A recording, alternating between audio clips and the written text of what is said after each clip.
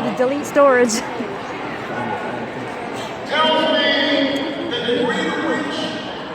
Okay, now I got 33 minutes in this video. Become like a bad reality TV show. Sorry, y'all. Listen, if you want to keep our military the greatest fighting force in the world, if you want America to stay strong and respected around the world, you can't have a commander-in-chief who says it's okay to torture people. You can't have somebody who suggests that we can ban terrorists and destroy our country. No. He can't hear your moves, but he can hear your votes.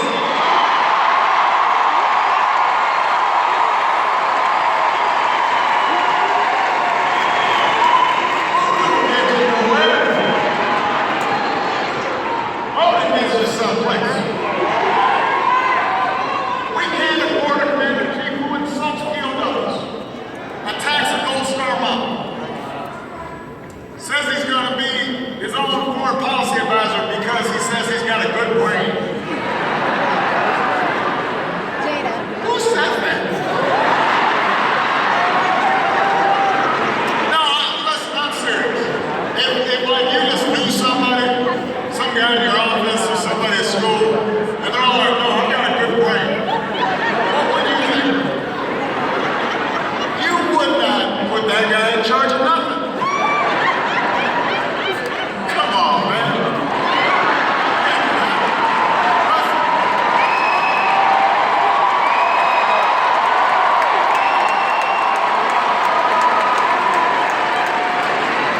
You know, you can't have somebody as your commander-in-chief who doesn't know the difference between Iraq and Iran. Who doesn't know the difference between Lithuania and Latvia.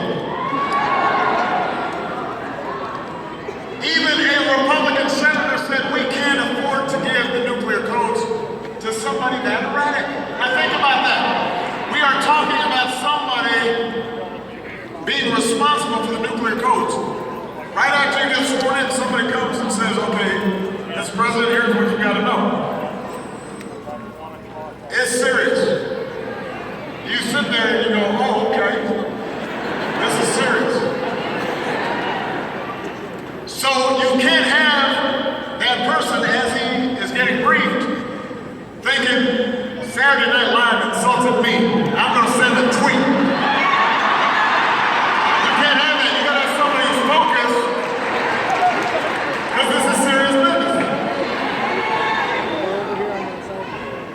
If you think that America is stronger when everybody does their part and everybody does their fair share, you can't elect a candidate the first few decades who refuses to release any tax returns. We don't know who we done deals with. We don't know who we owe favors to. We have no idea. Oh boy. And what we do know is That didn't take long. Medic running.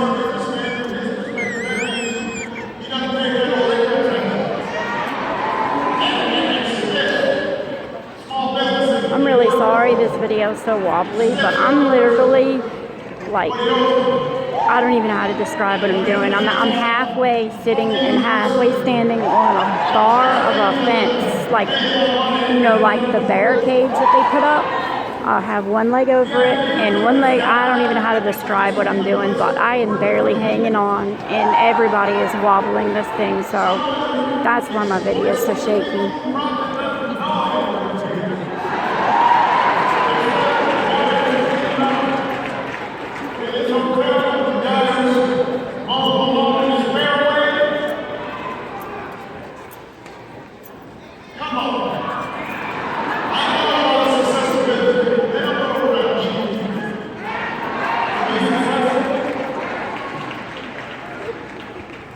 If you cherish our Constitution, how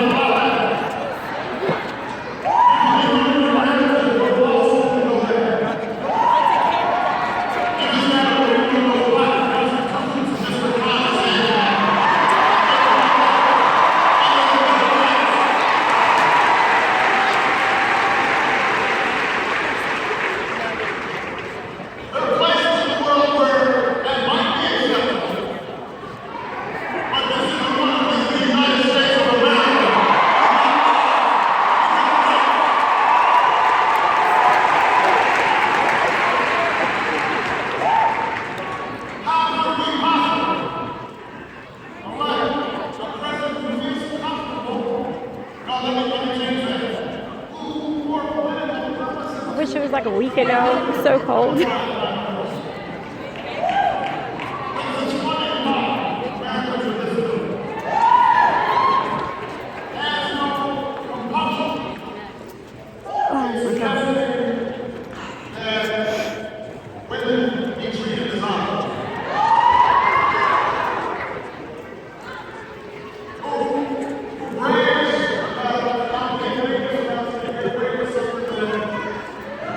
If I fall off this thing, I'm going to be so mad at Obama. It's going to be his fault, like everything else.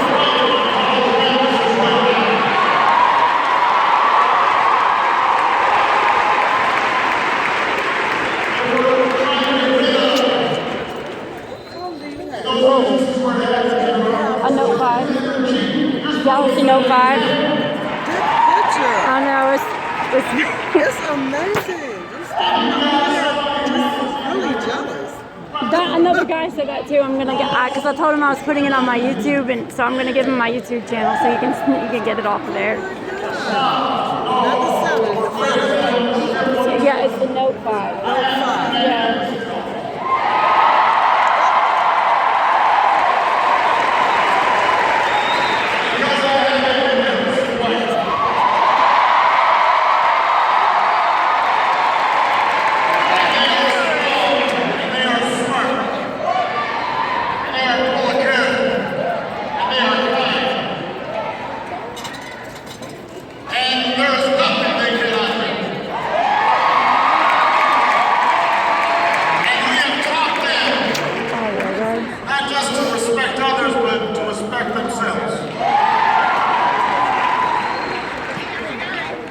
The idea that we would put in place the most prominent, most powerful office in the land, somebody who undermines that. And the worst part about it, Charlotte, is we have begun to treat this as if it's normal.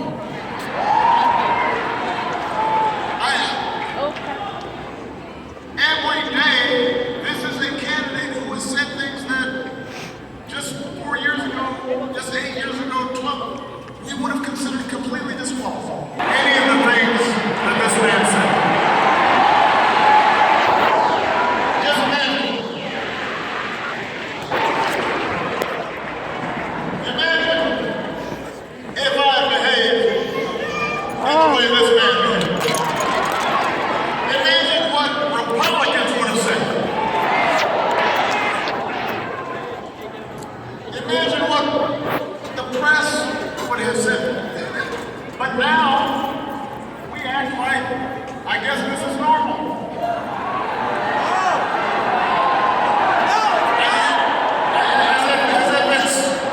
As if it's some parody. You can't tell the difference between Saturday Night Live and what's actually happening on the news. I'll give him that. That's very true. Wow. And then we hear Okay. people who are voting for him justify it. They say, well, he doesn't really mean it. Or they say, well, that's just locker room talk. Although I've been in a lot of locker rooms, I never heard that. Or they say, well, you know what, we really don't like that. We really don't like this. Oh my goodness. But No, I promise I'm not drunk. as long as he helps us potentially get tax cuts for the wealthy class, or as long as he's willing to roll back Obamacare so 20 million people don't have health insurance anymore, as long as he's willing to do the things we want to do, then it's okay. We can ignore these elements of his character. But I want all of you to understand something. I've been in this office now 8 years. And I want you to pay attention here.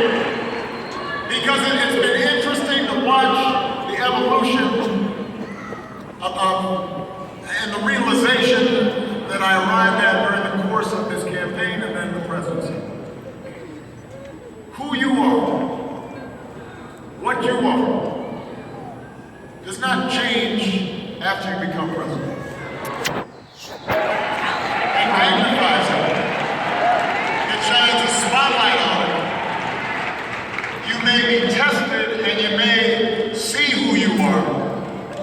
doesn't fundamentally change who you are. So, if you disrespected women before you were president, you'll disrespect women after you're president. Before you were president, are kind of slow in disowning it, saying, well, I don't know. That's how you'll be when you're president. If you disrespect the Constitution when you're running for president, you'll disrespect the Constitution even after you're sworn oaths to uphold and protect it. Wow. That's hilarious. And the reason that's important to understand is because I'm a proud Democrat.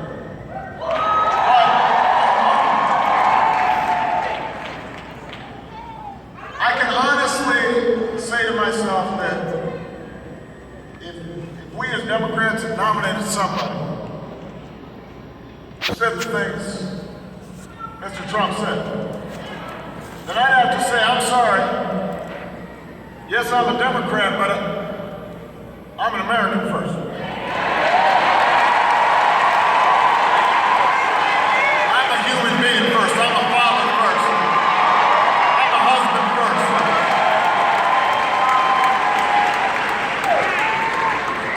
And you know, there are Republicans who've done that.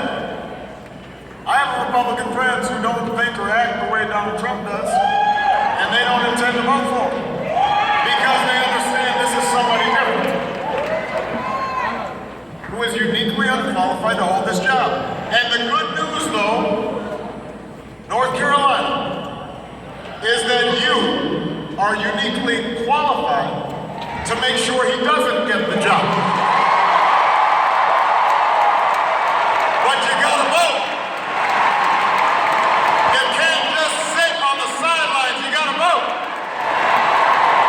You can't just complain, you gotta vote.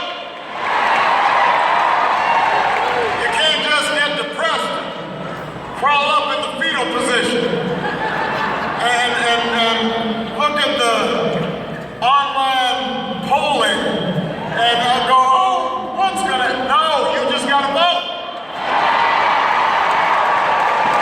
And the good news is, you don't have to just vote against somebody. You can vote for somebody. Because there's a candidate who's actually worthy of your vote. A candidate who is smart and is steady and is tough. Probably the most qualified person ever to run for this office. Our next president, Hillary Clinton.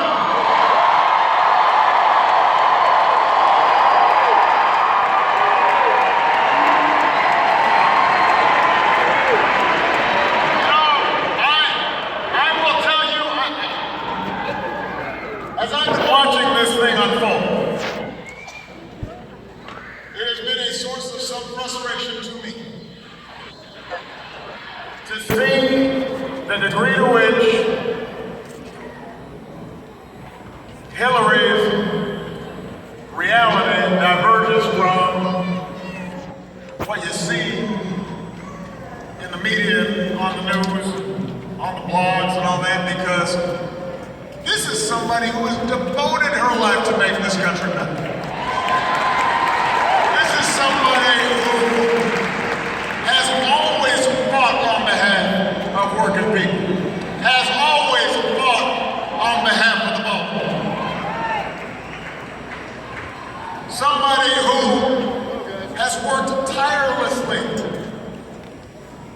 for civil rights.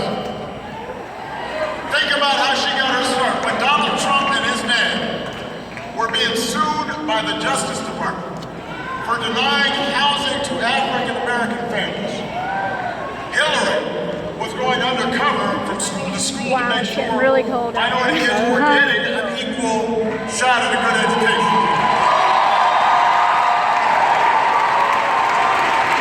That's at the start of her career, and she didn't stop. Working with the Children's Defense Fund, working as First Lady, working as a U.S. Senator, working as a Secretary of State. Her heart has always been in the right place. She works hard every single day. I know, because I ran against her. I got worn out. And I said, she's so smart, hardworking. Come on, work with me. And she made me a better president. She was in the situation when we made the decision to go after Bin Laden. She circled the globe tirelessly, earning the respect of world leaders. She did her homework. She was well prepared. She wasn't flashy. She was loyal. She had my back. She had the American people's back. She understands the world. She understands the challenges that we face. And when things don't go her way, she doesn't whine. She doesn't complain.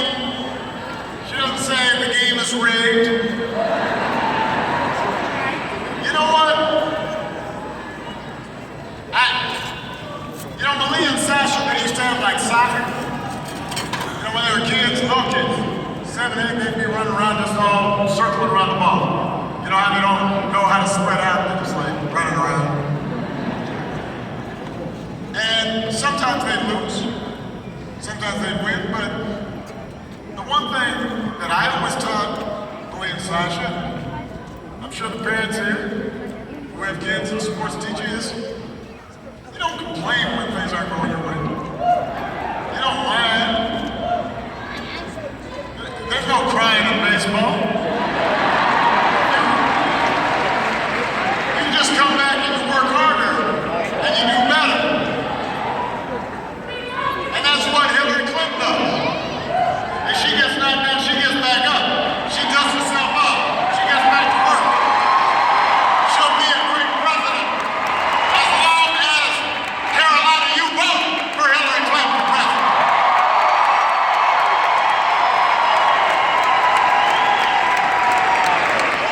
And by the way, Deborah Ross will be the same kind of senator if you give her a shot. And I've gotten a chance to know Deborah. This is an outstanding woman. She has heard their stories. She's going to fight to give working families a fair shot, our kids a great education, our seniors a secure retirement, and unlike her opponent, she does not support Donald Trump. So you can't just stop voting. You can't just stop by voting for Hillary. You got to go down the ballot. You got to vote for Roy Cooper. You got to vote for Deborah Ross. You know, Senator Richard Burr, who Deborah's running against, well, don't move. What are we going to do?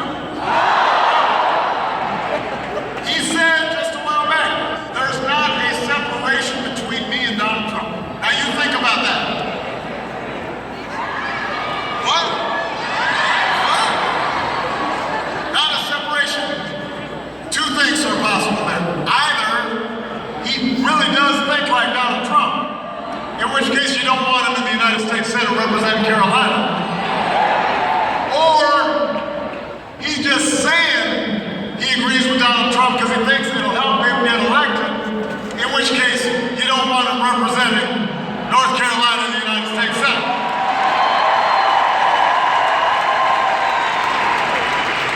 The other day he joked about violence against Hillary Clinton. He went on to apologize. And you know, I know Richard Burr, and I suspect he didn't actually mean it, but the problem is that they've become so accustomed to saying these things in their rallies and in their town halls and on the internet. It becomes an applause line. And it's become normalized. The idea of making a joke about violence against somebody who's running for president or is president. There's a reason why we got Secret Service. There's nothing normal about that. And that's not what North Carolina's about. That's not what America's about. So if you want Hillary Clinton to continue the progress we made, then you got to give her allies like Deborah Ross. You can't just elect Hillary and stick her with a Republican Congress that's been behaving the way they've been behaving.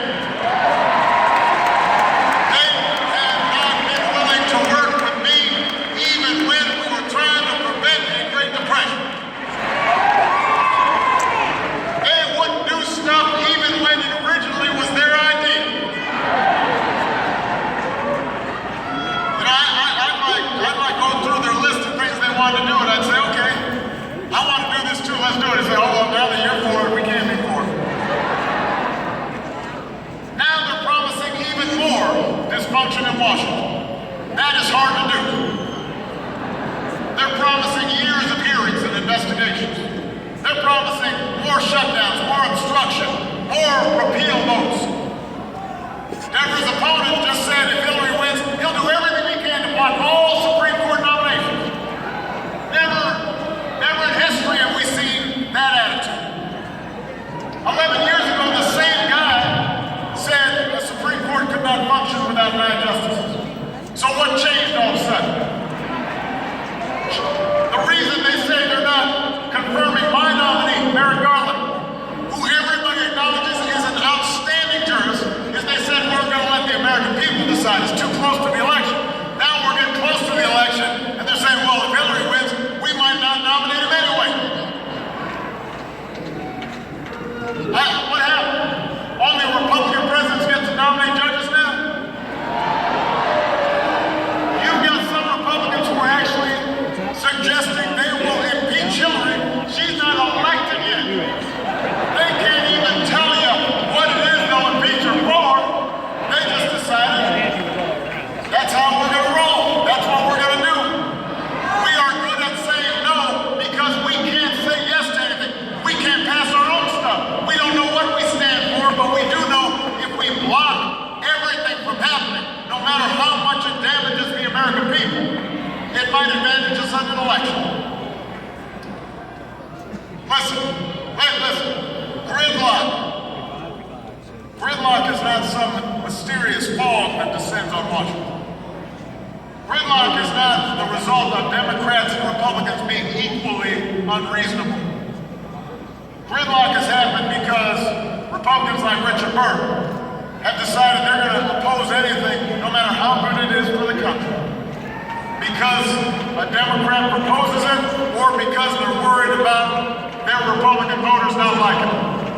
So if you think a vote for Gridlock is good, you should vote Republican. But if you think America can do better than that, if you care about creating jobs for families in your neighborhoods, if you care about child care for single moms who are trying to get to work, if you care about equal pay for equal work and raising the minimum wage, if you care about making sure that we're rebuilding our roads and our bridges and our airports, rebuilding America, then you need to vote for Democrats up and down the ticket. You need to vote for Hillary Clinton. Vote for Deborah Ross. Vote for Roy Cooper. People who will put you ahead of politics. People who are ready to roll up their sleeves and move this country forward. So let me just say this. If you are not yet persuaded, I want you to understand there's something more fundamental at stake in this election than just policies and programs. What's at stake right now is the character of our country. Hillary Clinton says her mom taught her the Methodist Creed, do all you can for all the people you can in all the ways you can as long as you can. That is her idea of America. Those are the values she wants to summon for all of us to make this country better. That's what this country is all about. We are a nation like no other, not because we're the largest or the richest or we got the biggest military. We are exceptional because this country was founded for the sake of an ideal. We hold these truths to be self-evident. That all men are created equal. That we're endowed by our Creator with certain inalienable rights. You don't have to be born into wealth and privilege to make a difference in this country. You don't have to practice a certain faith or have a certain last name in order to be successful in this country. That idea is what drove patriots to choose revolution over tyranny. It's what led our GIs to defeat fascism an ocean away. It's what gave women the courage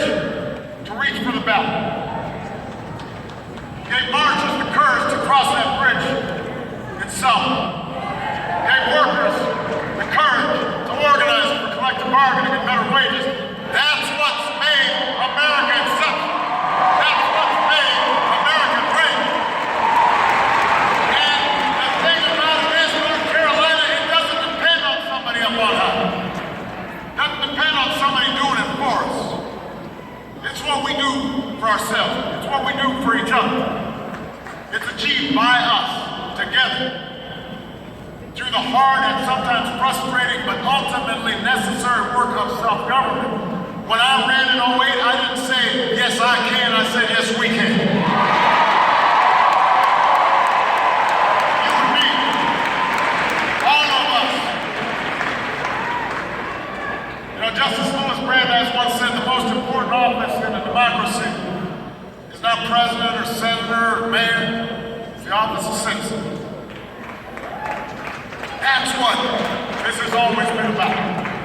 What can we do together?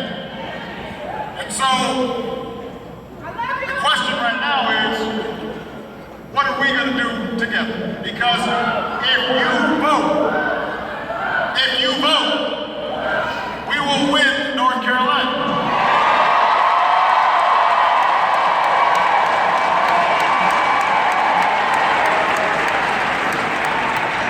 But we're going to have to do it together. You can't just depend on somebody else to do it. That's what Hillary understands. She understands this is a big, diverse country, a big, diverse democracy. We only succeed when citizens are involved and paying attention. And that's why it's so important that we understand, even when we disagree with somebody, that we can engage with them. We don't demonize other people. We're willing to compromise even when we think we're right. We don't try to burn the house down when we don't get our way. She understands that. But she needs help. She needs your help. You can't sit on the sidelines on this one, especially here in North Carolina. Because some of you may be aware, there was a time when African Americans could vote here in North Carolina. You had to figure out how many jelly beans were in a jar. You had to figure out how many bubbles there were on a bar soap. You may also know that just recently, this governor who's currently in place signed a law that a federal judge said with surgical precision was trying to discriminate and prevent people from voting. dog. That law's been suspended. I ran into Which every is single why it problem matters imaginable tonight. that we have an independent judiciary. It matters that we have a constitution. But can you imagine, after all the battles that have been waged,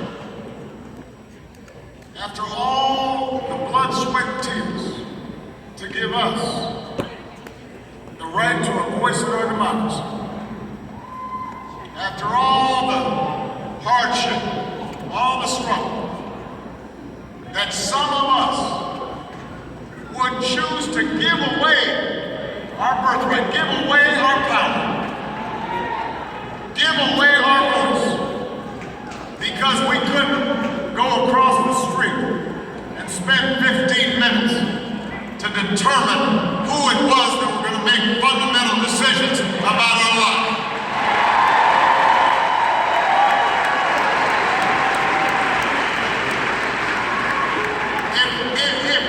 If that idea doesn't upset you, I want to tell you about a woman named Grace Mel Hardison. She sent me a letter. You might be interested in it. She's 100 years old. Says, dear Mr. President, at 100 years old, you can believe I've seen it all. It's by God's grace I'm still able to be here with my family.